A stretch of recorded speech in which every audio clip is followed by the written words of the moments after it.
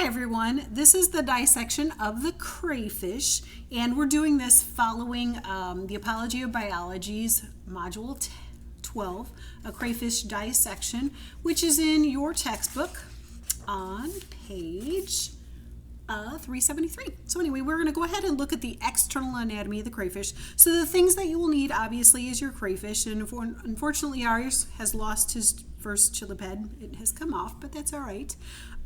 So we're going to look at all the external anatomy of it, identify all the different parts, and then we'll eventually get to the internal anatomy of the crayfish as well. As we're going through this, you guys do need to make sure that you're doing your sketches of the external anatomy, and I'll be sure to point out the features. If you need to, just pause the video so you can do the sketches. And then as we look at the mouth parts, the internal anatomy, again, make sure that you pause as needed so that you can be sure to do good data recording, and so you can write up your laboratory for that. All right, so again, this is an example of an arthropod. So that is the class, or phylum Arthropoda, class Crustacea, and this is the example that we're going to go ahead and dissect. This is a very typical specimen for the class Crustacean. So kind of just to get some anatomy orientation, so this would be the anterior, this would be the posterior, this is the dorsal side, and again, this would be the ventral side. So again, anterior A, dorsal, posterior, and ventral side is the underneath. So again, starting at the anterior, looking at the anatomy. So of course we have the antennules and antenna. So this here, the longer set, and you guys can see those hopefully, those are the antenna. And then here you can see the antennules. I'll kind of show those to the side as well. That may be a little bit easier. So again, these are the antenna and antennules. So these are the antennules. Both the antenna and antennules are used for sensing. The antennules and the antenna are part of the sense organs and connected to the brain that we will get to eventually. So again, we're going to kind of flip the crayfish over. So of course we have the eye. This section from here forward, this whole section right here, is called the cephalothorax, and this is part of the exoskeleton. So the crunchy part that you guys feel or see, that's all the skeleton that is on the outside of the arthropod. The reason it needs to shed its exoskeleton as it grows is because the exoskeleton doesn't have the ability to grow. So it actually will molt in that process. So again, this forward, cephalo meaning head, thorax is kind of the chest. So here forward is the fused cephalothorax. It is actually indeed one part. You can actually see the fusion lines, but it is one part. Then this would be the abdomen back here. This entire exoskeleton is made of chitin as part of it. So back on the tail section, and if you're looking again at the parts of the external, if you guys are looking at page 365, that is very helpful to identify the different parts. So we have the telson, which is here in the section, as well as the uropod. So again, the telson is this section in the middle, and the uropods on the outside, and there's two of those, if you guys can see that. And again, those are used for swimming, kind of a little bit for also directional movement as well. Cephalothorax, abdomen. So again, going from the anterior to the posterior on the dorsal side. So we're now going to go ahead and flip over our crayfish. So on the underside or the ventral side of the abdomen, we have all these pairs of swimmerets. Lots of pairs of swimmerets. Now, one of the things as you are looking and reading and understanding is that the swimmerets will be adapted, and you can tell the sex of your crayfish by looking at the swimmerets. Well, looking here at the first pair of swimmerets for this particular organism, if you guys can see these, they're actually very small, okay? So this right here means it's a female. Those of you guys who have male crayfish, they will be very long, like all the way up here into their abdomen, or excuse me, into their cephalothorax, because the male first pair swimmerets are adapted so that they can actually place sperm with the female. So again, this is a female, so we have a girl. So all of you, those of you who like to name their little crayfish, will have to come up with a girl name for this particular crayfish. Then we have 5 pairs of legs. Here's 1, 2, 3, 4, and then the 5th pair, which are actually adapted with claws, called chilipeds. Okay, so the chilipeds are used for defense, for hunting, for grasping, all those different things. Now, this particular crayfish did lose its chiliped, but the reality is if it were living, it would actually be able to regrow its chiliped. So that's kind of one of the things that God has created with the ability so it can lose it and regrow it. So again, it has 5 pairs of walking legs, the first set of them being adapted. Now let's go ahead and look, then we've essentially looked at all the external anatomy. So I'm going to give you guys a moment to go ahead and sketch that and label all of the different parts that we've gone through.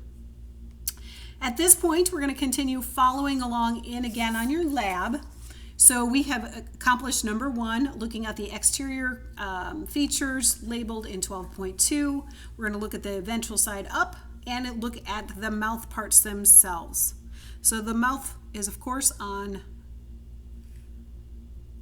close to the anterior, and it's actually got legs and different parts that help with the feeding and also in air movement so that the gills will actually receive more oxygen. So kind of getting in here, see all these little like leg portions and different sections here.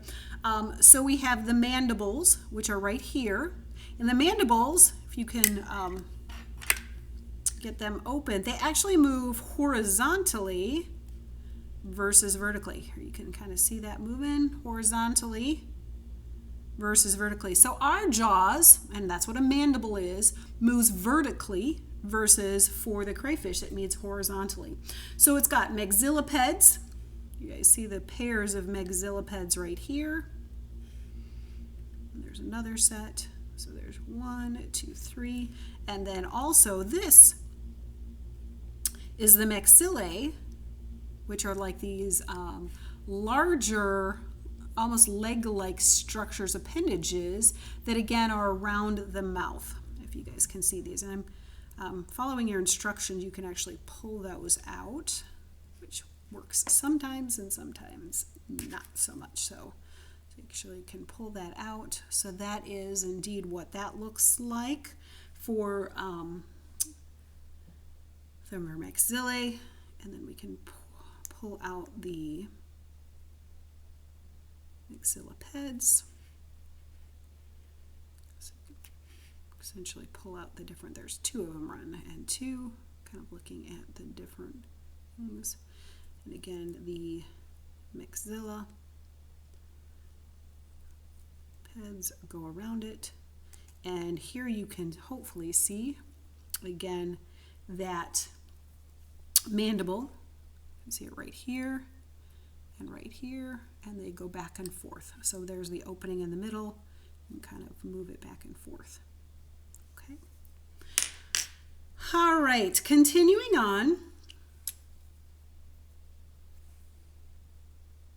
Looking at the different, again, parts of there. So you can go do sketches of the maxilla, maxillipeds, and I didn't pull out the mandibles, but if you want to just go ahead, you can sketch those intact, because I don't need to pull them out. They don't often pull out really, really well, but right here and right here are the mandibles. So kind of moving that aside, right there and right there. Okay. All right, at this point, we've already, we're on now step number 4. We have determined the sex of our crayfish. Again, we determined that this was a female by looking at the swimmerets. We've kind of already discussed that. So now we're going to go ahead and look at the interior of the crayfish. So in doing so, I'm going to have to kind of open it up. Get some of my things across here. So I'm going to almost make a T cut. I'm going to cut through the carapace which is made again of chitin of the cephalothorax. Hopefully kind of get up here, just kind of cutting all the way up between essentially the eyes, all the way up in that front section. And then we're going to cut across. I do feel like for this particular tool, the best tool to use for this particular job is the scissors, because you can just simply cut through that endoskeleton fairly nicely. And then we'll be able to start looking and remove that. But sometimes the tissue actually kind of sticks to that, so we'll kind of see if we can get some of that back down.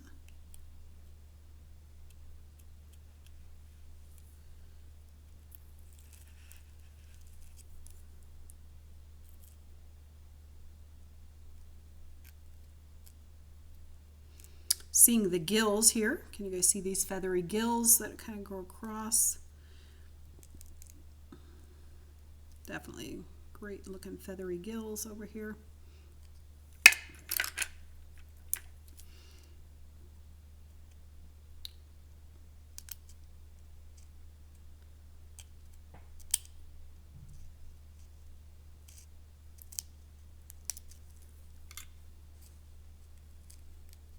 Now, our crustaceans do have bilateral symmetry, so the left half and the right half are essentially going to be pretty much the same as you would expect them to be, because that's typical of bilateral symmetry, that both halves are the same. So I've essentially, now obviously we still have some gills and some different portions of tissue still here that's stuck, but that's all right. All right, so let's start looking at the gills. So these kind of feathery structures right here are all the gills. And a gill, again, the gills are responsible for oxygen and carbon dioxide transfer. So the gills, so recording, there's counting, there's 1, 2, 3, 4, 5, 6 sets, it looks like, unless a set has been removed. 1, 2, 3, 4, 5, 6. Definitely have 6 sets there. Yours might be different, and that's okay. So again, and this is still more gills on the underside, so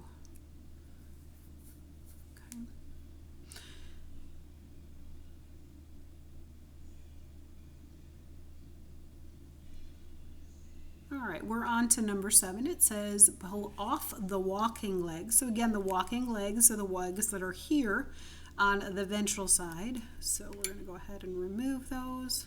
That way we can.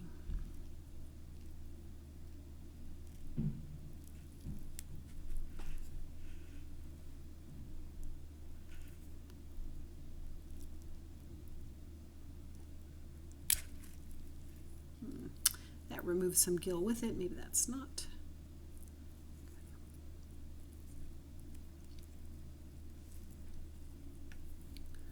All right, let's go ahead and see if we can start identifying a little bit more, looking again at the dorsal side. We might cut across this exoskeleton a little bit more. Kind of going behind the eyes a little bit. Oop. Removing some, again, some tissue. We'll try to keep the tissue, the gills, etc., with the specimen versus the exoskeleton. That's I'm kind of trying to remove a little bit here. All right, so let's see if we can start to identify some of the internal organs. We've already, again, been looking definitely at the gills. So here, this darker section here, it is the stomach, and so yours may not be as dark as this is, but definitely a stomach. So if you go from the mandibles on the inside, it'll go right up into the stomach here. Behind the stomach then would be the digestive gland, which you can see clearly right here. So this would be the digestive gland. Okay, so again, stomach, digestive gland. Now the heart is going to be in the middle. Oh, So the heart is kind of this brown, this structure right here. That's going to be the heart in the center of it. Now, it does have a heart and then a pericardial sinus, which is kind of like a sac around the heart. If you guys recall, our crayfish actually has open circulatory system where the heart is located on the dorsal side, the upper side, and basically the blood kind of pools to the bottom, is drawn back up, and then basically is circulated out amount it. Now, if you have a male, you could potentially find the testes. Obviously, we have a female, so that's not going to be the case here. So again, stomach, there was the heart, digestive glands, we have lots of gills and stuff. So at this point, you guys can go ahead and make sure you're sketching these things as we go. And then in order to actually see the intestine as it continues down, we're going to have to open up the exoskeleton, moving toward the posterior end.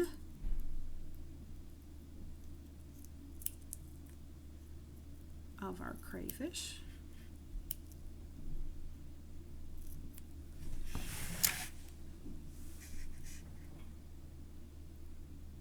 Now, if you are a shrimp eater or a lobster eater or anything like that, when you talk about deveining your particular thing, like shrimp, etc., you're not actually deveining. Truly what you're doing is taking out the intestine, because it's the intestine that runs the length of the crayfish or shrimp or lobster, whatever, in the middle. Now here, again, it's a little like this particular specimen's digestive tract is a little darker than some, but you guys can see this part right here, this tube that kind of runs along. That is the intestine. So it's kind of going back in intestine as it's going the length. Now the muscle that you eat would be around the sides of the tail, like if you're eating a lobster, etc. And again, they belong to the same class, so you're going to see very similar structures in them, but that's definitely the intestine going there.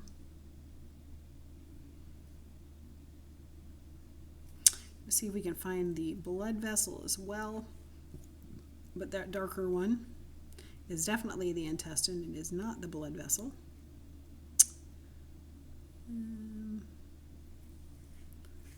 See if maybe, oh, okay. It's actually running the top. You guys can see here. So as I kind of started to remove the exoskeleton, the dorsal blood vessel came with it. So if you guys can see that, that's going to be your dorsal blood vessel as it's coming down. And again, the abdominal muscles are going to be around the intestine, and this would be the part of the lobster, etc., that you eat as you go through it. Keep on going. So we're going to have to get a little bit deeper so that we can find the green glands and the brain ganglia, the brain, etc. So the brain and the stuff is going to be up here in the anterior end, essentially almost right between the eyes. So we're going to go ahead and remove the stomach, which again is this section here. This whole section, just remove that out. Now, typically the green glands, and this is again the digestive glands I'm now going to start removing. Hopefully that's not grossing anybody out, but it is necessary because truly the green glands are going to be on the ventral side. So we're going to find those as we go down a little bit deeper.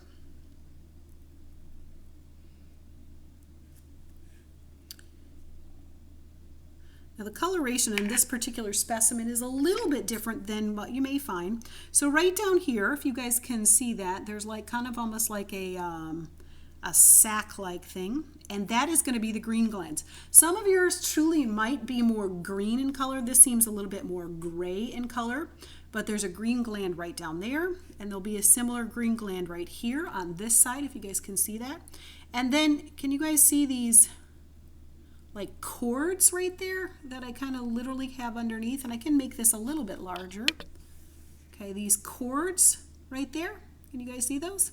Those are the brain ganglion, so these would be the nerve cords that lead to the brain. You guys can very clearly see those, hopefully.